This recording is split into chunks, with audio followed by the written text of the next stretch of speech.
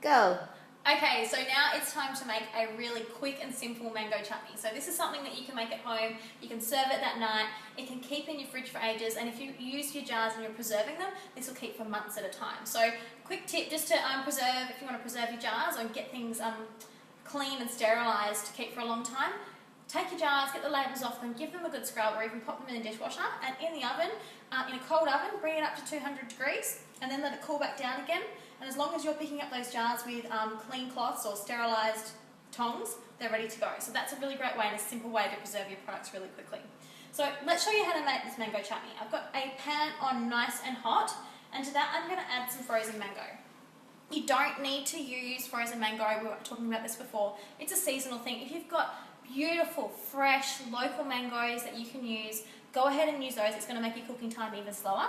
But if it's not in season, grab the frozen produce, because quite often the frozen stuff is just as good as the fresh when you can get it.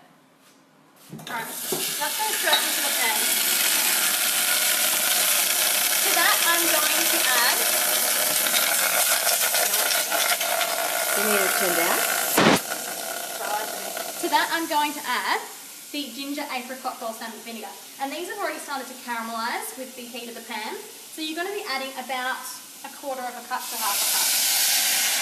I'm going to deglaze it. You're one of those people who don't need measuring cups? Yeah.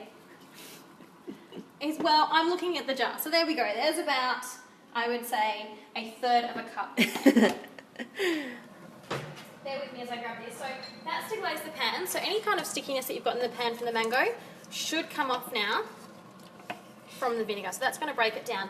You're going to leave those in the pan with, we have about half a cup of mixed sugar. So it's a quarter of a cup of brown and a quarter of a cup of white sugar.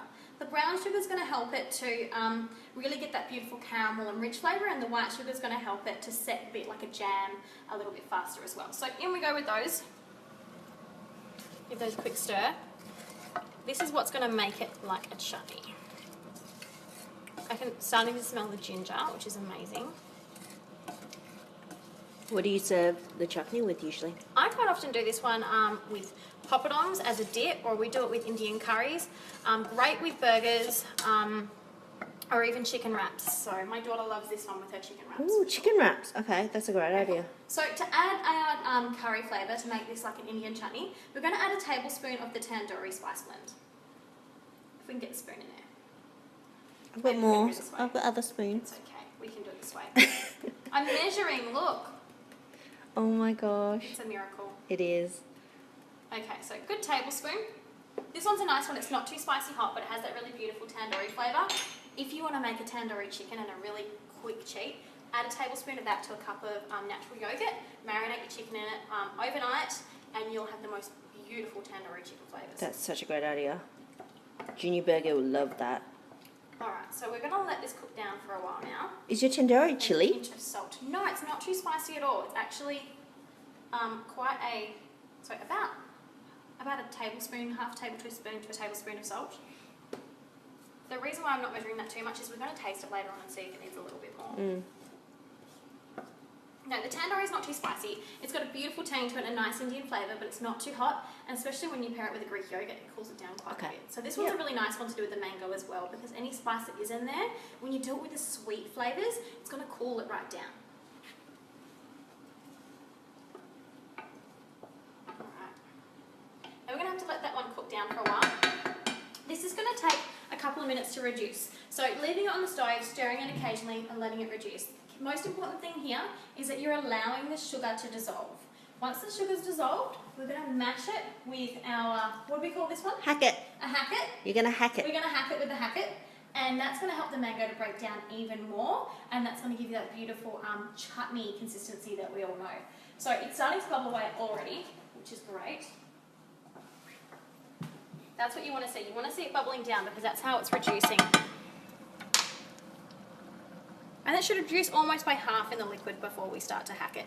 And then once you've done it with you've hacked it or mashed it with your potato masher, you can go ahead and serve it straight away. What will happen once you cool this one down So you're going to pop this one in a container or into your bowl before serving, is it's going to thicken, and that as it cools down, that's when the sugars are starting to stick and make it a bit more like a jam. So don't be too worried if it looks a little bit thin to you at the start. By the time it's come down to fridge temperature or room temperature, it's going to be much thicker.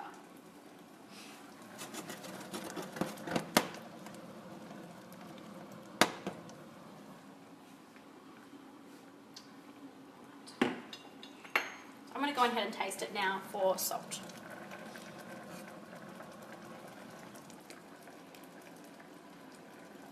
Oh my god, stuck in my teeth. I thought you were going to say, oh my god, so good. It is really good, but it was stuck in my teeth. Oh, no, it is. It's perfect salt, so that was the perfect amount to use. That's really tasty. I'm just stunned now. I actually think that would even be great. I think my kids would eat that just on rice. Ah. How long does it last? So if you want to preserve it, this will last you months. If you want to keep it in the fridge, I would keep it 2 weeks in the fridge. So now the mango's playing the game, and it's nice because it was frozen mango and it's cooked down. I'm starting to smash it up a little bit. The sugars in the mango are going to help this to reduce down and get jammy as well.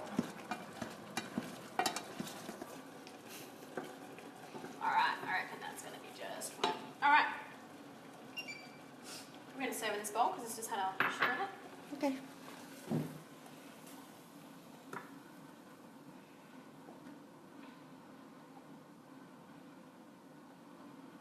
So it's spicy, it's sweet, it's got the beautiful mango in there. You could even do this with some pineapple in there, or adding some fresh coriander to top it. But that is going to be divine.